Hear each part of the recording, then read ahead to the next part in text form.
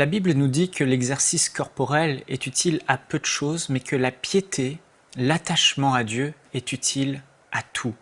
Frères et sœurs, Dieu veut nous encourager à entrer dans une communion intime et profonde avec lui, mais avec la société actuelle, ce n'est pas toujours facile. On a de plus en plus de défis, la vie va à 100 à l'heure, de plus en plus de distractions, de plus en plus de relations avec les uns et les autres, et notre temps se fait voler. Pourtant, la Bible nous dit dans 1 Jean, au chapitre 5 et au verset 21, je vais lire dans la version de la Bible amplifiée, Bible anglaise, « Petits enfants, gardez-vous des idoles, des faux dieux. » Et ici, il ne parle pas simplement d'autres dieux comme des faux dieux, des dieux morts, mais il parle aussi de toutes ces choses qui pourraient occuper la place qui appartient à Dieu dans notre cœur.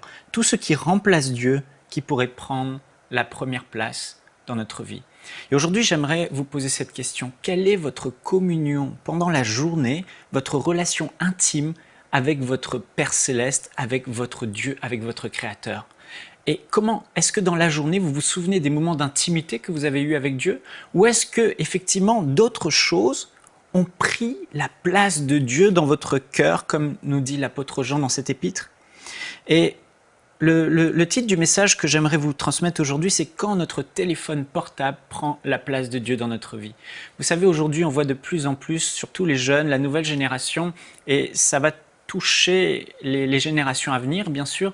On les voit là le soir, dans le lit, ils sont là. Et avant, les gens lisaient un livre, ou avant de s'endormir, ils entonnaient un cantique à Dieu, « Seigneur, je t'aime, Seigneur, je t'adore ». Ils priaient, ils lisaient la Bible. Et maintenant, de plus en plus de gens sont dans leur lit, même les couples, l'un à gauche, l'un à droite, avec leur téléphone portable, en train de scroller leur mur Facebook, avec leur téléphone portable, en train de texter à un ami. Et ce n'était pas le cas avant.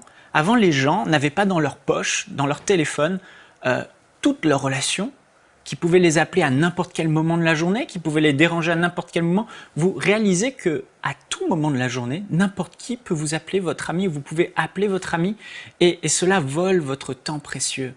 Les gens avant, quand ils se réveillaient, leur première pensée était pour le Seigneur. Et combien maintenant de personnes se réveillent, la première chose qu'ils font, là, les yeux fermés, ils tâtonnent, ils prennent leur téléphone, ils checkent leur mail, ils répondent à leurs amis, ils regardent sur leur mur Facebook, leurs réseaux sociaux, ce qui se passe, ils regardent une petite vidéo distrayante. Et en fait, ce téléphone est en train de voler des précieux temps d'intimité qu'on avait avec Dieu et que de plus en plus les gens perdent à cause justement de cette technologie, de tous ces divertissements qui se trouvent dans le téléphone.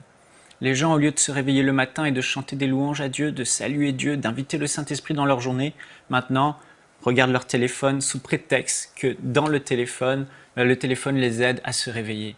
Ou encore, vous allez dans une salle d'attente d'un endroit, avant, on passait du temps, on avait notre petit Nouveau Testament, on lisait le Nouveau Testament, on prenait la Bible, on la lisait, on pensait à Dieu, on parlait à Dieu, et là maintenant le réflexe c'est je prends mon téléphone et je parle avec des amis, etc. etc.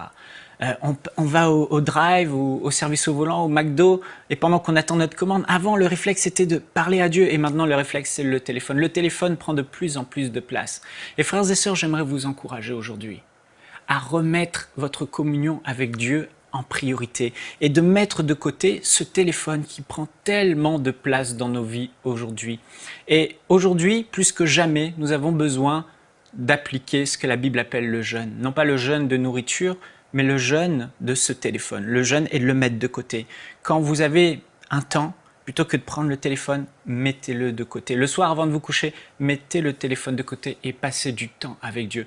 Parce que notre téléphone portable ne doit pas voler notre temps avec Dieu. Soyons vigilants et jeûnons le téléphone dans le nom de Jésus. Amen.